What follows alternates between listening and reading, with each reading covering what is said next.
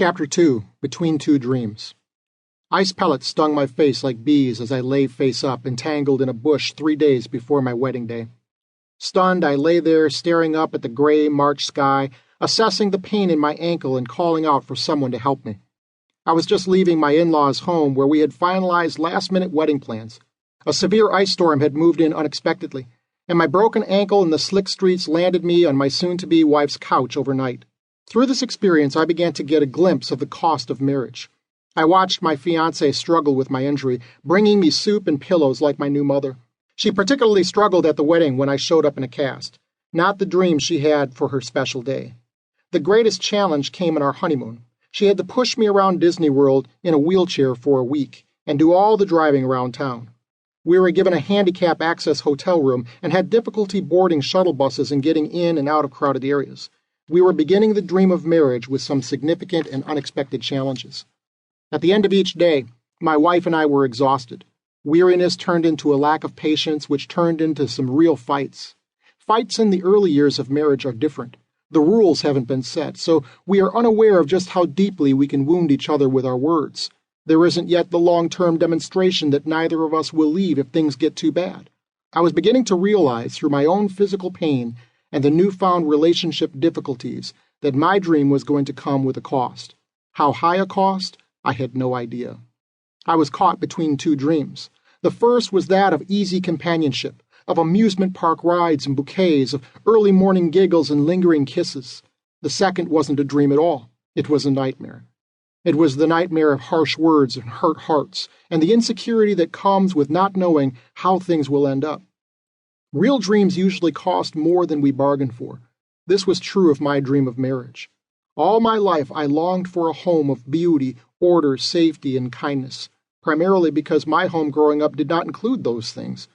For part of my childhood I lived on the streets of Detroit, in abandoned homes, in the back of a van, and the basement floor of a dusty church. My childhood was the casualty of a destructive relationship between my mother and father that was doomed to fail. Throughout my childhood, I often told myself, I'm going to do better in my home. There's no way I'm going to live like this when I get married. Though I had wanted to marry by the time I was 16, I got married much later at 27. Finally, my dream had come true. I was waking up to companionship, friendship, and partnership. Marriage is not a fanciful dream in which all our wants come true. It's hard, soul-cleansing work, but at its best, marriage is a small actualization of a greater dream. What I didn't fully realize in my idealized stupor of newly wedded bliss was that the gift God had given me in my wife, while a costly gift, was a piece of heaven itself. Marriage is a picture of the overarching dream of God. It is the picture we find where the Bible begins and, as we shall see, where it ends. When God wanted to create a being that reflected himself, he created a community, not a person. God lives in relationship with himself, Father, Son, Holy Spirit. And the being God created was a relationship, not an individual. In the opening story of the Bible, God in community created a community that reflected himself. Then God said, "Let us make man in our image, according to our likeness, and let them rule over the fish of the sea, and over the birds of the sky, and over the cattle, and over all the earth, and over every creeping thing that creeps on the earth." God created man in his own image. In the image of God he created him, male and female he created them. Genesis 1:26-27. 3 times this passage explains that God created this being in his image.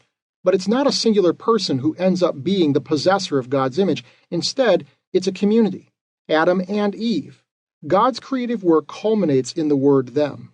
This initial creative work gives us an indication of what God has dreamt of since the beginning of time. The original dream of God culminates in a communal world, full and well cared for. The next few verses give us a glimpse of what God's fulfilled dream looks like. God blessed them, and God said to them, "Be fruitful and multiply and fill the earth and subdue it, and rule over the fish of the sea and over the birds of the sky and over every living thing that moves on the earth." Then God said, "Behold, I have given you every plant-yielding seed that is on the surface of all the earth, and every tree which has fruit-yielding seed, it shall be food for you. And to every beast of the earth, and to every bird of the sky, and to everything that moves on the earth which has life, I have given every green plant for food." And it was so. God saw all that he had made, and behold,